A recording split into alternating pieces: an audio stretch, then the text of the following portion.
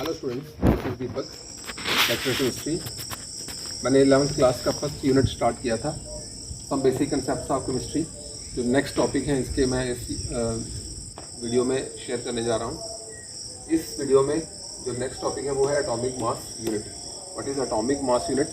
जो हमारे छोटे छोटे पार्टिकल्स होते हैं which are very small in size, चाहे वो इलेक्ट्रॉन है, प्रोटॉन है, जिनको हम बोलते हैं सब एटॉमिक पार्टिकल्स, जहाँ एटम्स हैं, मॉलिक्यूल्स हैं, तो उनके जो मास को मेज़र किया जाता है वो ये स्पेशल यूनिट है, एक एटॉमिक मास यूनिट, इसमें मेज़र किया जाता है। और ये इसको हम AMU से भी डिनोट करते हैं। और ये किसके इक्वल होता है? ये होता है 1/12 of mass of carbon 12 atom. हर एक मेजरमेंट में कोई रेफरेंस सिस्टम लिया जाता है, तो यहाँ पे जो रेफरेंस सिस्टम है वो कार्बन का कौन सा आइसोटोप है जिसका मास कितना है 12। कार्बन 3 आइसोटोप होते हैं कार्बन के, एक जिसका मास 12 है जिसको हम बोलते हैं ऑर्डिनरी और नॉर्मल कार्बन, एक कार्बन होता है जिसका मास 13 होता है और एक कार्बन होता है जिसका मास 14 होता है। तो इस नॉर्मल कार्बन के साथ कंपेयर किया था। अगर इस कार्बन एटम के मास जिसका मास 12 होता है उसको अगर हम 12 से डिवाइड करें, 1/12 मास लें, तो वो 1 चीज़ आती है। तो उसी चीज़ को हम क्या बोलते हैं? Atomic mass unit. मतलब 1 AMU is equal to 1/12 the mass of carbon 12 atom. और इसी चीज़ को यूनिफाइड मास भी बोलते हैं। सिंपल U से भी डिनोट कर सकते हैं, AMU की जगह हम सिंपल U भी लिख सकते हैं। और 1 AMU जो क्वांटिटी है वो किसके इक्वल होती है? 1.66 इंटू 10⁻⁻24 ग्राम होती है। नेक्स्ट जो डेफिनेशन है वो एटॉमिक मास की है। मास मतलब वेट, तो बड़ी सिंपल सी चीज़ है। एटॉमिक मास मतलब किसी एटम के मास को हम क्या बोलते हैं? एटॉमिक मास बोलते हैं हम इसको। और यहाँ पे क्या है, बट कोई भी अगर हम एलिमेंट लें, 0.5 ग्राम लें, जितना भी लें, थोड़ी सी वेरिएशन हो सकती है मासेस की, इसलिए हम एवरेज मास लेते हैं, ना कि एग्जैक्ट मास। और अगेन रेफरेंस सिस्टम यहाँ पे वही रहेगा, कार्बन 12। तो एटॉमिक मास क्या है? ये एवरेज रिलेटिव मास है। यहाँ पे एवरेज एक वर्ड है और दूसरा वर्ड है रिलेटिव। एवरेज हो गया कि हम एवरेज मास लेते हैं, एग्जैक्ट मास नहीं लेते। और रिलेटिव का हो गया कि हम कंपेयर कर रहे हैं किसी दूसरे एटम के साथ।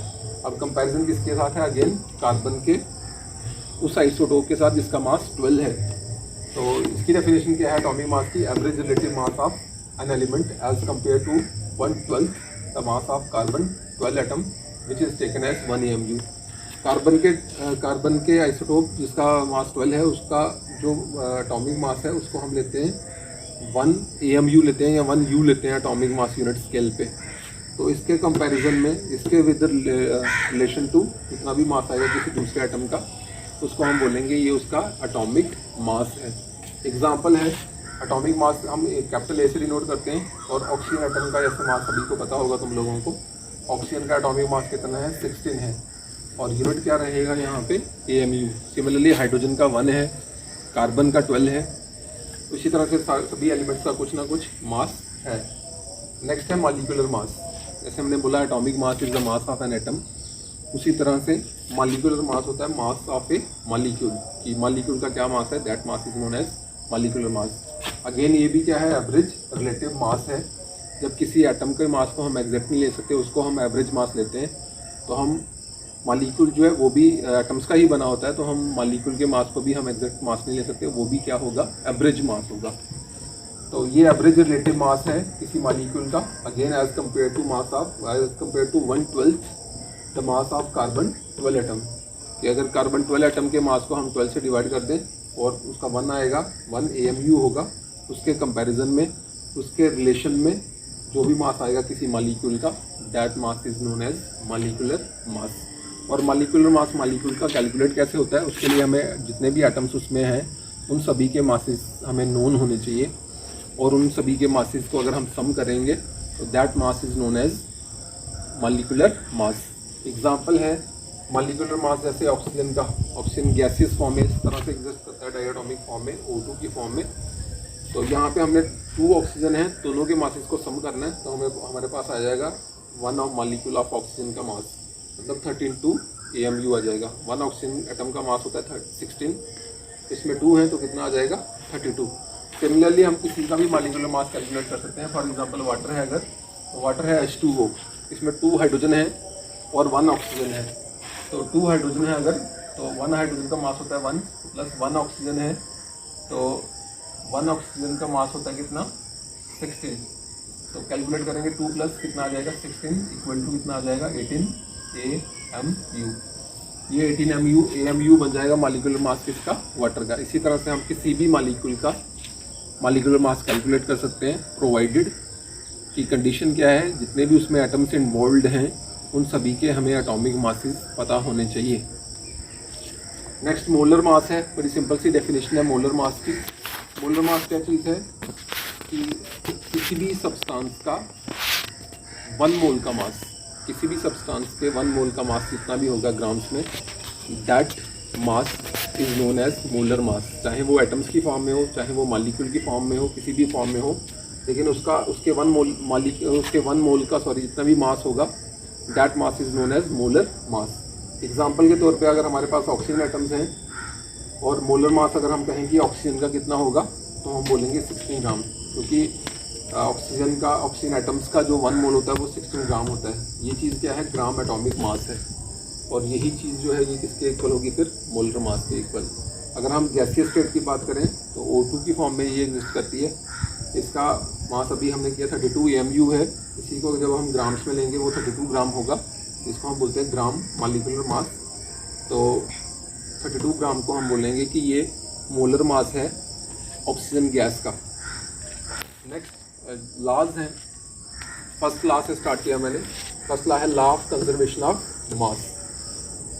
तो law of conservation of mass क्या है, इसका एक और नाम है law of indestructibility of matter. कि मैटर जो है वो इनडिस्ट्रक्टिबल होता है, वो कभी भी डिस्ट्रॉय नहीं होता, डिस्ट्रक्ट नहीं होता, ख़त्म नहीं होता। तो ये लॉ जो था, हमारे एक साइंटिस्ट हैं उनको फादर ऑफ केमिस्ट्री भी बोलते हैं, एंटोइन लेबोजियर हैं, उन्होंने 1789 में दिया था। तो स्टेटमेंट इंपॉर्टेंट है इसकी। लॉ क्या कहता है कि matter can neither be created nor be destroyed although it can be change from one form to another form और transformed from one form to another form. ये लॉ कहता है कि मैटर ना ही क्रिएट होता है, ना ही इसकी मैटर की प्रोडक्शन होती है, जनरेट होता है मैटर, और ना ही मैटर डिस्ट्रॉय होता है, ना ही ख़त्म होता है। हो क्या सकता है कि मैटर एक फॉर्म से दूसरी फॉर्म में चेंज हो सकता है। बड़ी आसान सी एग्जांपल है, अगर हमने एक गिलास पानी रखा है, अगर हम उसको हीट करते हैं तो वो इवेपोरेशन हो जाती है उसकी। तो हम ये नहीं कहेंगे कि हम नॉर्मल लैंग्वेज में, हम लेमैन की लैंग्वेज में हम यही कहते हैं कि पानी ख़त्म हो गया गिलास में से, बट ऐसा नहीं होता। वो लिक्विड फॉर्म से स्टीम फॉर्म में चेंज हो गया, लेकिन है अभी भी स्पेस में ही है, इसी यूनिवर्स में कहीं ना कहीं वो है।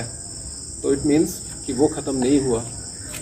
तो इसी को हम बोलते हैं, इसकी यही स्टेटमेंट आप सभी को समझ आनी चाहिए कि matter can neither be created nor be destroyed although it can be transformed और changed from one form to another form.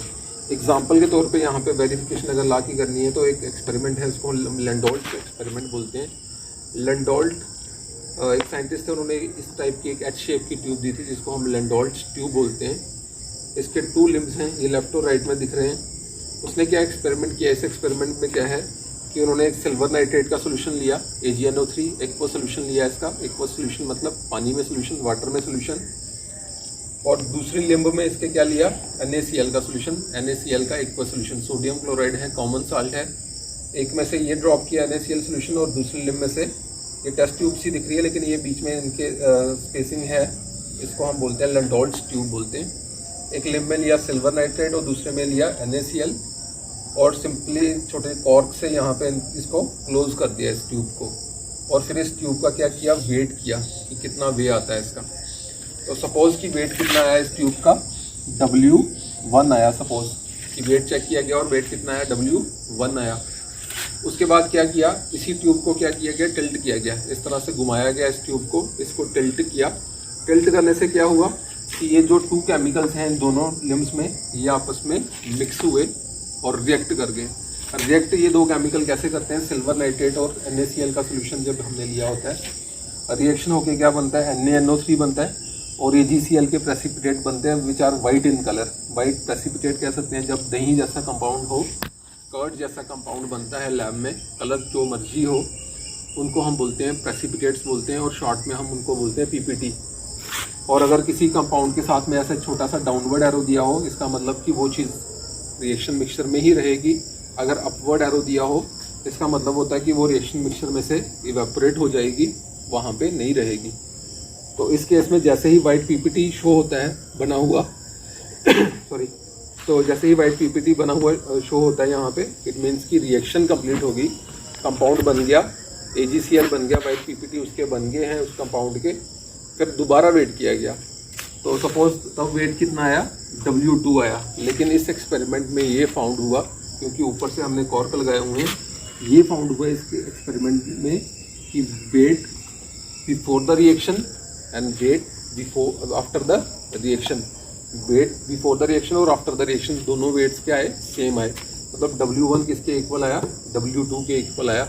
मतलब केमिकल चेंज हुआ, केमिकल चेंज तो हुआ लेकिन जो है वेट दोनों केसेस में सेम रहे। इट मीन्स कि मैटर जो है वो ना ही क्रिएट हुआ ना ही डिस्ट्रॉय हुआ, सिर्फ उसकी फॉर्म चेंज हुई। रिएक्टेंट किस में कन्वर्ट हो गए, प्रोडक्ट में कन्वर्ट हो गए। होप आप लोग सभी लोगों को ये समझ आया होगा। Thank you.